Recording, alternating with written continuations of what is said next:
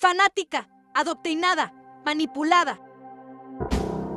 Qué ironía escuchar esto de quienes marchan en contra del artículo 139, un artículo que no existe, pero van llenos de mentiras, llenos de coraje, porque hasta la fecha han creído todo lo que les han dicho. Qué ironía ver una marcha en contra de la dictadura y del autoritarismo avanzar en total libertad, cuando fue en el pasado que las manifestaciones tenían de todo, excepto libertad. Qué ironía que esas marchas en defensa de la democracia y en contra de la corrupción asista la esposa del presidente que llegó por medio de fraude, quien es también prima de la dueña de la guardería ABC. Asiste el hijo del expresidente que le dio a México leche radioactiva y quien tuvo la inflación más alta en la historia. Asistan los partidos que se niegan a que el poder legislativo y judicial lo elige el pueblo. Y para colmo, mientan y se digan ser marchas apartidistas, cuando fue el magnate dueño de la oposición quien las convocó. Qué ironía que digan que la Constitución no se toca y desconozcan las 400 veces que se ha modificado en los últimos sexenios. Qué ironía la aguerrida defensa de los organismos de transparencia, esos organismos que son todo menos imparciales, que hacen millonarios contratos con funcionarios públicos y que mueven la ley para cobrar millonarias pensiones infinitas. Qué ironía que los que prometieron hospitales, daban quimios de agua y monopolizaron las medicinas, sean hoy los indignados por el manejo de la pandemia, cuando el país se vacunó en su totalidad y a pesar de los altísimos índices de hipertensión, diabetes y obesidad, nuestro índice de mortandad fue menor que en países de primer mundo. Qué ironía que los más preocupados por el agua sean los que la privatizaron,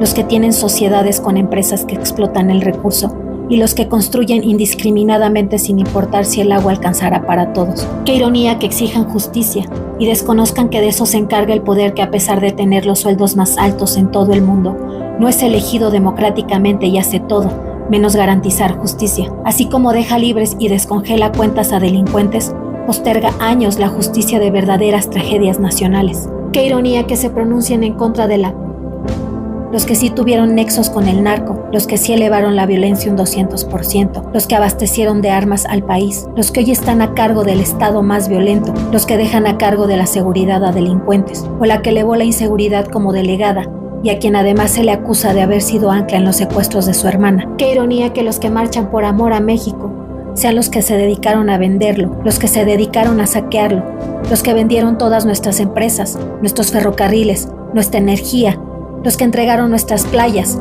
nuestras minas y hasta nuestra agua. Los mismos que repiten una y otra vez que nuestro petróleo no es redituable, con la absurda idea de que es mejor venderlo crudo para volverlo a comprar refinado, a un país que, a pesar de no tener el recurso, se hace rico explotándolo de otros países. Qué ironía que estos mismos que saquearon al país y no hicieron ni un solo proyecto de desarrollo durante décadas, sean los que se dediquen a desacreditar la recuperación de nuestra aerolínea, la recuperación de nuestra energía, la recuperación de nuestro petróleo. Demeritan la creación de 2 aeropuertos, del tren más novedoso del mundo, que genera empleos dignos en las zonas más pobres y olvidadas del país, y la creación del corredor interoceánico, el grandioso proyecto que conecta el Pacífico con el Atlántico y que será el más importante paso comercial internacional, como lo fue el Canal de Panamá. Qué ironía que los que lanzan campañas de ecocidio en contra de la franja del Tren Maya sean los responsables de las verdaderas tragedias ambientales del país. ¿Quiénes dieron los permisos a Calica? ¿Quiénes le permitieron a la empresa minera estadounidense destruir nuestro Caribe mexicano? Más de 30 años devastaron 2.400 hectáreas a cielo abierto, una actividad prohibida en cualquier otro país.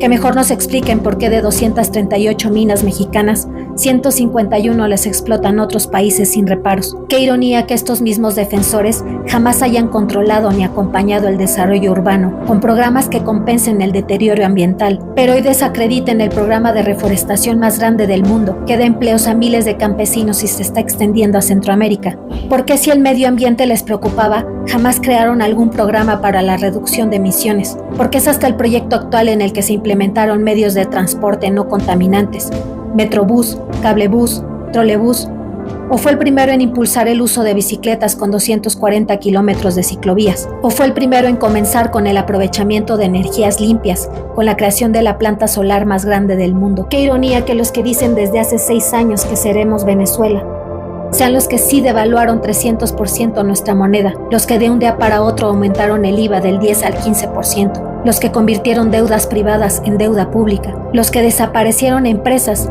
sin importar el masivo desempleo, los que subían centavos al salario y siempre por debajo de la inflación, los que redujeron y privatizaron las pensiones, los que construían millonarias obras inservibles e inconclusas, los que resolvían tragedias con cobijas y proponiendo tandas, los que aún siguen viendo la forma de afectar a los ciudadanos, colocando una candidata improvisada, con cero proyecto, a intentar levantar lo que se dedicaron a destruir por 80 años, usando como estandarte los programas sociales que siempre repudiaron. Por muchos años les creímos la idea de vivir en un país pobre, un país que necesitaba endeudarse para sobrevivir, un país que llegó a tener una inflación de más de 4000%, un país con una moneda cada vez más débil, un país que bastaron 2 semanas de influenza para pedir 5 billones y así duplicar la deuda externa. Con estos antecedentes, el pronóstico de México después de 2 años de pandemia y recesión mundial era devastador. Pero no.